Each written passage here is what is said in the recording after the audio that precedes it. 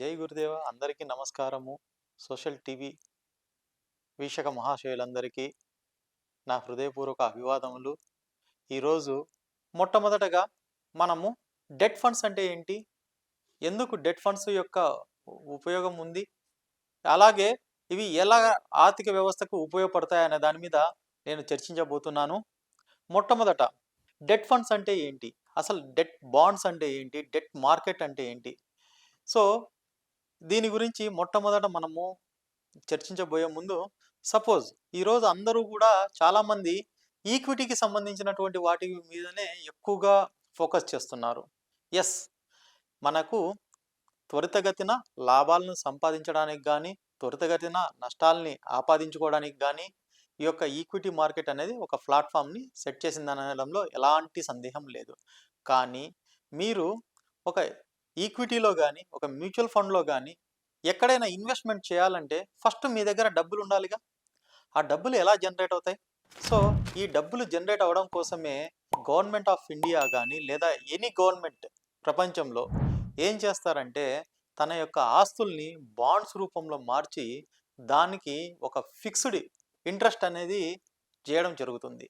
అందువల్ల ఏమవుతుందంటే ఈ యొక్క బాండ్స్ని అమ్మడం ద్వారా వచ్చినటువంటి అమౌంట్ని మిగతా రంగాల్లోకి మళ్ళీ మనం ఇన్వెస్ట్ చేసి లాభాలని సంపాదించుకోవడానికి అవకాశం ఉంటుంది. కాబట్టే ఈ యొక్క డెట్ బాండ్స్ మార్కెట్ అనేది చాలా చాలా చాలా క్రూషియల్. అంటే ఇప్పుడు మనము ఎలా చేస్తామంటే, సపోజ్ మీ ఫ్రెండ్కి ఒక 10 లక్షల రూపాయలు అప్పు అవసరం ఉంది, మీ దగ్గర ఒక 4 లక్షల రూపాయలు ఉన్నది. మీరేం చేస్తారు, ఇంకొక 6 లక్షల రూపాయలు తీసుకొని ఇద్దరికి కలిపి మొత్తం 10 లక్షల రూపాయలు, రెండు కలిపి 10 లక్షల రూపాయలు మీరు అప్పు ఇవ్వడానికి అవకాశం ఉంటుంది. సపోజ్ మీరు 20% సంవత్సరానికి వడ్డీతో తీసుకొని మీ ఫ్రెండ్కి మీరు 6 లక్షల రూపాయలు ఇవ్వాలనుకుంటే ఎంతకి ఇవ్వాలి? 20% కంటే ఎక్కువ ఇవ్వాల్సి వస్తుంది కదా. అలా చూసుకుంటున్నప్పుడు మామూలుగా ఇప్పుడు అంటే ఎక్కడైతే మనీ సోర్స్ జనరేట్ అవుతుందో అక్కడ ఈ యొక్క డెట్ బాండ్స్ మీద కానీ, లేదా డెట్ అంటే మనం అప్పు ఇవ్వడం అనమాట. సో ఈ యొక్క డెట్ అసెట్స్ మీద ఎక్కువ ఇంట్రెస్ట్ రూట్ లెవెల్లో ఉన్నప్పుడు మామూలుగా మీరు ఎక్కువ సంపాదించడానికి అవకాశం ఉంటుందా? ఉండదు. అందుకోసమనే యాక్చువల్గా డెట్ మార్కెట్లో డెట్ బాండ్స్ మీద తక్కువ ఇంట్రెస్ట్ అనేది ఫిక్స్ చేయడం జరుగుతుంది. అందువల్లనే మార్కెట్ యొక్క ఈక్విటీస్లో లాభాలు ఎక్కువ సంపాదించడానికి అవకాశం ఏర్పడుతుంది. ఇది చాలామందికి అర్థం కాక డెట్ అంటే అదేదో పనికిరాని వస్తువులాగా ప్రయోగించడం నేను చాలాసార్లు చూస్తున్నాను. కానీ డెట్ మార్కెట్లో ఉండడం వల్ల, డెట్ బాండ్స్లో ఇన్వెస్ట్ చేయడం వల్ల ఒక ఫిక్స్డ్ ఇన్కమ్, అంటే ఒక ప్రిడిక్టెడ్ ఇన్కమ్, అంటే మీరు ఒక 9 నుంచి 9.5 వరకు సపోజ్ ఆ బాండ్ యొక్క financial coupon rate RBI fix చేసినప్పుడు మీకు ఖచ్చితంగా ఒక 5 ఏళ్ల వరకు 9.5% అని చెప్పినప్పుడు ఖచ్చితంగా 5 ఏళ్ల వరకు కూడా 9.5% తోటి మీకు ఒక ఫిక్స్డ్ ఇన్కమ్ అనేది ఏర్పడడానికి ఉంటుంది. ఆ తర్వాత బాండ్స్ని మనం సరెండర్ చేసినప్పుడు మీ యొక్క ఎంతైతే అమౌంట్ పెడతారో ఆ అమౌంట్ అంతా కూడా రిటర్న్ రావడానికి అవకాశం ఉంటుంది. So it is a one of the safest investment, as well as the you will be countable and your money is converted in to the a useful instrument in the market. కాబట్టి ఈ యొక్క debt bonds అనేది ఎప్పుడు కూడా తక్కువ interest తోటే మామూలుగా మొదలవుతాయని చెప్పేసి అందరూ గమనించాలని చెప్పేసి కోరుతున్నాను. అలాగే ఈ యొక్క డెట్ బాండ్స్ ఎవలా తీసుకోవాలి, ఎందుకంటే మీరు ఎప్పుడు కూడా ఒక అడ్వైజర్ దగ్గరికి వెళ్ళినప్పుడు కానీ, ఒక ప్రొఫెషనల్ దగ్గరికి వెళ్ళినప్పుడు కానీ మీరు మీ యొక్క ఆదాయాన్ని మామూలుగా లేదంటే ప్రాఫిట్ని ఎప్పుడు ఎలా చూస్తారు అని చెప్పి అనుకుంటే, మనము ఎప్పుడు కూడా 12%, 15%, ఎందుకంటే మామూలుగా ఇండెక్స్ వచ్చేసేసి మనము 14 నుంచి 15% మూవ్ అవుతుంది కాబట్టి మనం ఎప్పుడు కూడా అలాంటి ప్రాఫిట్స్ కావాలనే చేస్తాం. కానీ ఈ యొక్క డెట్ మార్కెట్ గురించి మీ యొక్క చాలా ఇంట్రెస్టింగ్ ఫ్యాక్ట్స్ నేను చెప్పబోతున్నాను. దయచేసి చాలా క్లియర్గా మీరు అర్థం చేసుకోవడానికి ట్రై చేయండి. మనము ఈ డెట్ మార్కెట్ యొక్క వివరాలని పూర్తిగా తెలుసుకున్నప్పుడు కానీ, లేదా ఈ యొక్క డెట్ మార్కెట్కి సంబంధించినటువంటి భారతదేశానికి సంబంధించినంత వరకు మనకు వివరాలు తెలుసుకుంటున్నప్పుడు మొత్తము మనకు ఈరోజు ఇండియాలో డెట్ మార్కెట్ వాల్యూ వచ్చేసేసి $2.59 ట్రిలియన్. మనకు తెలుసు మన ఆర్థిక వ్యవస్థ ఈరోజు టోటల్గా 3.93 ట్రిలియన్ డాలర్స్ ఉండి $4 ట్రిలియన్ కి దగ్గరగా ఉండడం వల్ల ప్రపంచంలో ఐదొక ఆర్థిక వ్యవస్థగా ఎదుగుతూ ఉంది. నెక్స్ట్ మనకి 5 ట్రిలియన్ మార్క్ ఉన్నటువంటి ఆర్థిక వ్యవస్థగా ఎదగాలని చెప్పేసి మన యొక్క ప్రధానమంత్రి గారైతేనేమి, మన యొక్క భారతదేశ గవర్నమెంట్ యొక్క ఫైనాన్స్ సిచ్యువేషన్ అయితేనేమి ఇంప్రూవ్ చేయడానికి చాలా కసరత్తు అయితే జరుగుతూ ఉంది. అలాంటప్పుడు మీరు గమనించినట్లయితే డెట్ మార్కెట్ యొక్క వాల్యూ ఇట్ సెల్ఫ్ మీరు $2.59 ట్రిలియన్ అంటే ఒక $1 ట్రిలియన్ అంటే ఒక $1,00,00,000.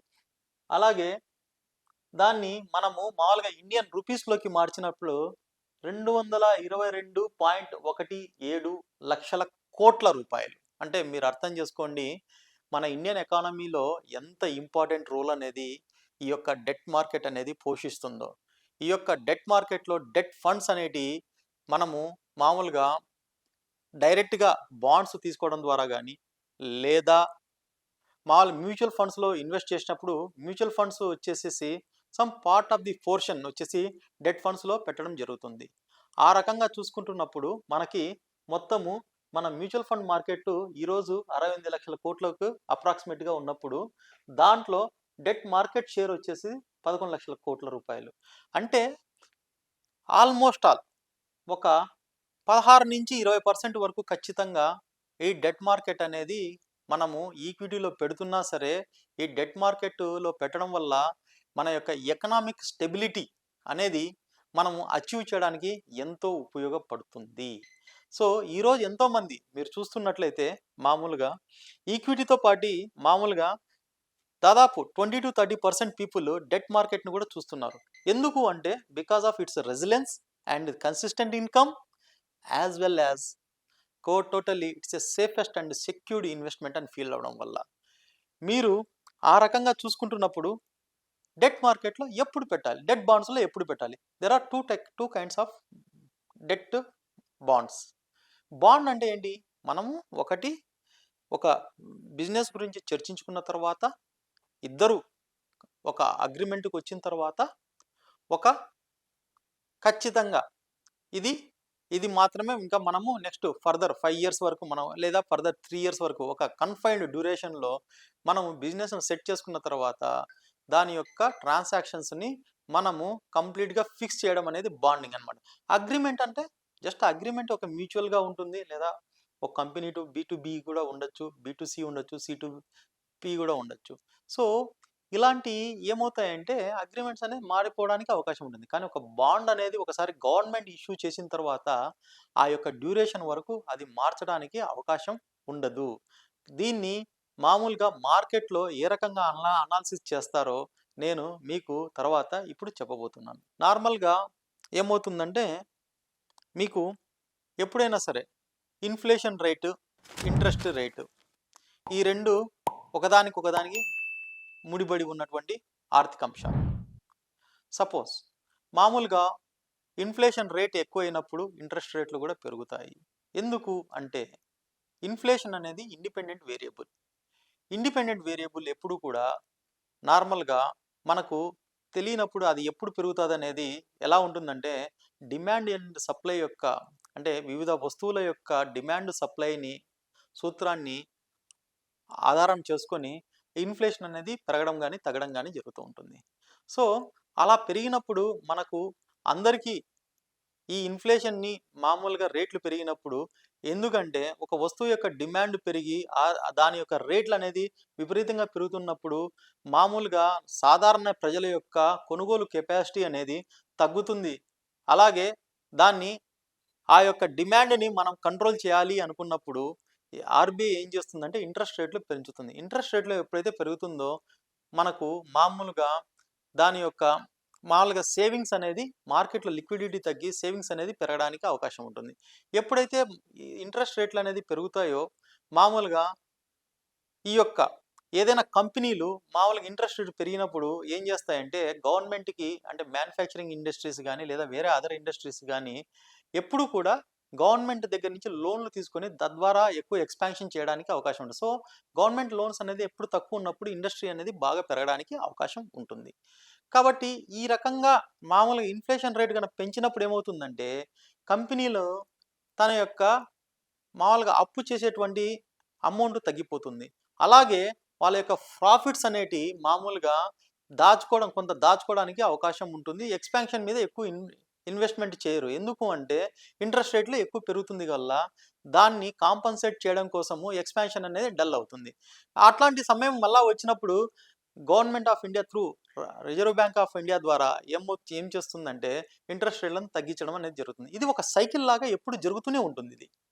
సో, ఈ యొక్క సైకిల్‌లో జరిగేటప్పుడు మనం ఇంట్రెస్ట్ రేట్లు తగ్గినప్పుడు బాండ్స్ ఎలా బిహేవ్ చేస్తాయి? అప్పుడు మనకు ఏం రకమైనటువంటి అడ్వాంటేజెస్ ఉంటాయి అనేది ఇప్పుడు మీకు తెలపబోతున్నాను.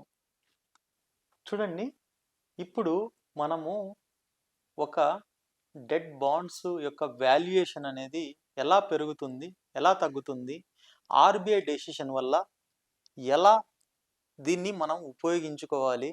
ఎందుకు హెచ్ఎన్ఐ కస్టమర్స్ డెట్ బాండ్స్ మీద రెగ్యులర్‌గా కాకుండా ఇలాంటి ఆర్‌బీఐ డెసిషన్ మేకింగ్ టైంలో వీటి యొక్క ట్రేడింగ్ చేయాలని చెప్పేసి అనుకుంటారో ఇప్పుడు మీకు కూలంకషంగా వివరించబోతున్నాను.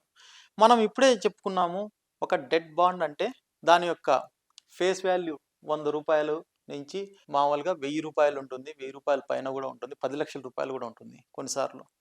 కానీ ఇక్కడ మనం ఎగ్జాంపుల్ మనకు అర్థం అవ్వడం కోసము రూ. 100 తీసుకున్నాము. మనకు గవర్నమెంట్ మనం ఒక బాండ్ ఇష్యూ చేసేటప్పుడు ఆర్‌బీఐ వచ్చేసి దీనికి 8% ఇంట్రెస్ట్ ఇస్తా ఉంది. ఓకే, సపోజ్ 2 ఏండ్ల తర్వాత ఇన్ఫ్లేషన్ యొక్క పెరిగింది, తగ్గింది, లేదా ఇన్ఫ్లేషన్ని తగ్గించాలనేటువంటి దృక్పథంతో ఆర్‌బీఐ ఏం చేసిందంటే దీన్ని ఈ యొక్క పర్సెంటేజ్‌ని 8% ఉండేదాన్ని 6% 2% తగ్గించినప్పుడు ఏమవుతుంది? ఇప్పుడు రూ. 100 ఉన్నప్పుడు మామూలుగా 2 ఏండ్ల క్రిందట మామూలుగా 2 ఏండ్ల నుంచి కూడా రూ. 100కి 8% ఇంట్రెస్ట్ వస్తా ఉంది. సో, అంటే సంవత్సరానికి ఎంత వస్తున్నట్లు? రూ. 100కి మామూలుగా రూ. 8 మనకు ఇంట్రెస్ట్ వస్తా ఉంది. మనకు 2 ఏండ్ల తర్వాత బాండ్ అన్నప్పుడు మనం ఏం చేశాము? ఒక ఫిక్స్డ్ టెన్యూర్ వరకు కంపల్సరీ మా యొక్క ఇంట్రెస్ట్ అంతే రావాలని చెప్పేసి మనం అనుకున్నాం కదా, కరెక్టేనా?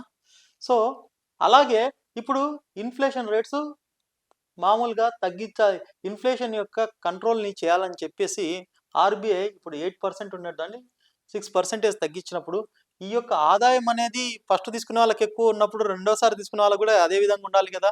సో, ఇప్పుడు ఇంట్రెస్ట్ రేట్ తగ్గినప్పుడు దీని వాల్యూ ఏమవుతుంది? పెరగాలి. సపోజ్ ఎంత పెరుగుతుందో చూద్దాం. ఇక్కడ అంటే ఈ రూ. 100 అనేది రూ. 120 పెరిగినా కూడా ఇంకా 6% కంటే ఇంకా ఎక్కువ ఉంది. అంటే ఇది రూ. 100 నుంచి రూ. 120 పెరిగినా కూడా మనకు ఇంకా ఇప్పుడు దీనికి ఉన్నటువంటి ఆదాయము ఇంకా దీనికి మ్యాచ్ అవ్వలేదు. ఇప్పుడు మనము మామూలుగా 6%లో గవర్నమెంట్ యొక్క డిసైడ్ చేసినప్పుడు దానికి ఎంత పెంచితే మనకు అంతకు ముందు ఉన్నటువంటి రూ. 8 సంవత్సరానికి ఆదాయం వస్తుందో మనం ఇప్పుడు దాన్ని క్యాల్కులేట్ చేయబోతున్నాం. కాబట్టి ఇప్పుడు మనకు ఇంతకుముందు మనము టెస్ట్ చేశాము. రూ. 100 ఉండేది రూ. 110 వచ్చినప్పటికీ కూడా ఇంకా అది తగ్గలేదు. అంటే 6%కి తగ్గలేదు. ఇప్పుడు అలాగే ఇప్పుడు 120 చేసినప్పుడు ఎంత వచ్చింది? 6.7% ఇంకా రాలేదు. సో, ఎంతవరకు ఇది పెరిగితే మామూలుగా వస్తుందో చూద్దాం. ఇప్పుడు 120 నుంచి 130 తీసుకున్నాను. ఇంకా 6.2 అంటే ఇంకొక రూ. 3 నుంచి రూ. 4 వరకు తీసుకున్నాం. ఇప్పుడు చూడండి, అంటే మనకి ఖచ్చితంగా ఇక్కడ చూడండి, మనకి 2% అనేది గవర్నమెంట్ ఇంట్రెస్ట్ రేటు తగ్గిస్తే ఈ యొక్క బాండ్ ఫేస్ వాల్యూ అనేది 34% రూ. 34 పెరిగింది. అంటే 100కి రూ. 34 అంటే ఎంత పెరిగినట్లు? మొత్తము రూ. 34 మనకు పెరిగినట్లు. సో, ఈ యొక్క దీన్ని నేను ఎంత సింపుల్‌గా ఇంకా మీకు చెప్పాలంటే సపోజ్ ఇప్పుడు మీకు ఈ రూ. 100లో మొన్న రీసెంట్‌గా యూఎస్ వచ్చేసి ఫస్ట్ ఒక 50 బేసిస్ పాయింట్ తగ్గించింది. ఎంత ఉన్నది? ఫస్ట్ 5.25 ఉన్నది. 5.25% నుంచి ఎంత చేసింది? 4.75 50 బేసిస్ పాయింట్స్ తగ్గించింది. నేను చెప్పేది ఇది ఫస్ట్ ఫేజ్ అనమాట. మళ్ళా సెకండ్ ఫేజ్ తీసుకోలేదు ఇంకా. సో, ఇప్పుడు ఈ 5.25 బై ఎంత చేస్తే 4.75 వస్తుంది? చెక్ చేద్దాం. 105 లేదు, ఇంకా రాలేదు. సో, ఇక్కడ ఇంకా 0.5 కావాలి. 0.5 0.25 కావాలి. 0.25 కావాలన్నప్పుడు ఇంకా జస్ట్ 7 4.9 అలా కాకుండా 106 చేద్దాం. 5 వస్తుంది. 106.5 చేద్దాం. 4.9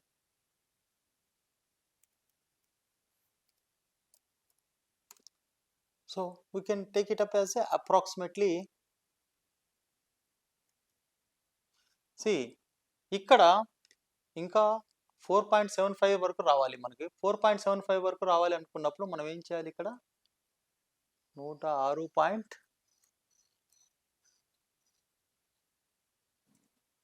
లేదు, 107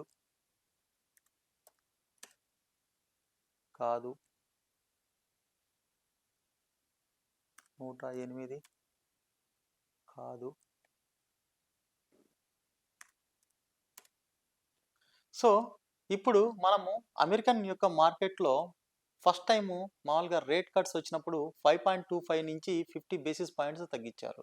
సో, అప్పుడు ఈ యొక్క 100 రూపాయలు ఉండేది మామూలుగా ఎంత పర్సెంటేజ్ పెరిగింది? 10.5 అంటే 10 రూపాయల 50 పైసలు పెరిగింది.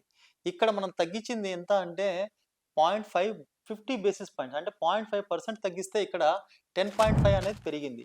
సో, ఎంత చేంజెస్ వచ్చింది మనకి అనుకున్నప్పుడు మనకు 0.5 10.5 బై 0.5 21% పెరిగింది మనకి. సో, ఆ రకంగా డెట్ బాండ్స్ అనే దీని యొక్క వాల్యూ ఈ యొక్క సెంట్రల్ బ్యాంక్ కానీ ఆర్బీఐ డెసిషన్స్ ఈవెన్ 0.25% తగ్గించినప్పుడు మనకి ఎంత బెనిఫిట్ వచ్చింది? 21% బెనిఫిట్ వచ్చింది. అలాగే మళ్ళా రెండోసారి కూడా తగ్గించింది. ఈసారి ఎంత తగ్గించింది? 4.75 నుంచి 4.5 వరకు తగ్గించింది. 4.75% నుంచి మనకి మామూలుగా 4.5% తగ్గింది. సో, ఇప్పుడు మనకు 0.25 బేసిస్ పాయింట్స్ తగ్గినప్పుడు ఎంత తగ్గాలి అనేది ఇప్పుడు మనం చెక్ చేసుకుందాం. ఇక్కడ మనము 4.75 చేద్దాం.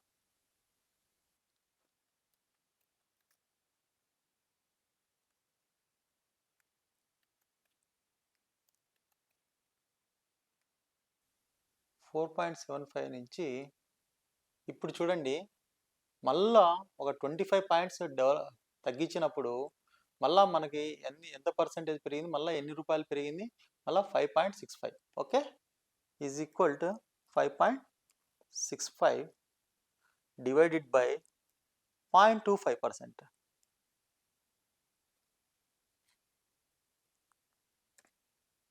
ఇప్పుడు ఎంత పెరిగిందండి? 25%. 25 బేసిస్ పాయింట్స్ తగ్గించినప్పుడు ఇంకొక 22.6% పెరిగింది. అంటే మనకు ఈ యొక్క బేసిస్ పాయింట్స్ ఎప్పుడైతే తగ్గుతూ ఉంటాయో మనకు బాండ్ యొక్క వాల్యూ అనేది పెరుగుతూ ఉంటుంది, ఈల్డింగ్ అనేది తగ్గుతూ ఉంటుంది. సింపుల్ రీజన్, మనకు ఇన్ఫ్లేషన్ ద్వారా ఇంట్రెస్ట్ రేట్స్ కట్ చేసినప్పుడు బాండ్ వాల్యూ పెరుగుతుంది, ఈల్డ్ తగ్గుతుంది. సింపుల్. ఈ లాజిక్ని ఉపయోగించుకొని మనము ఆర్బీఐ డెసిషన్స్ తీసుకున్న టైంకి ముందుగా మనము కరెక్ట్గా డెట్ బాండ్స్ని క్యాల్కులేట్ చేసుకొని మనం కొనుక్కోవడం ద్వారా ఒకటేసారి మనకు ఎంత పర్సెంటేజ్ చేంజ్ వస్తుంది చూస్తున్నారు కదా. ఇది అమెరికన్ మార్కెట్లో. అదే మనకు ఇండియన్ మార్కెట్లో ఇప్పుడు సపోజు ఇక్కడ చూస్తే సపోజ్ ఇక్కడ 7.5 పెట్టేద్దాం. ఒక 50 బేసిస్ పాయింట్స్ తగ్గింది అనుకుందాం మనకు. సో, మన పర్సెంటేజ్ ఎంత వస్తుందో ఒకసారి క్యాల్కులేట్ చేస్తాం.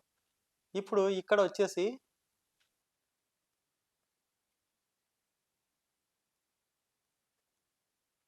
ఇక్కడ 110 7.3 .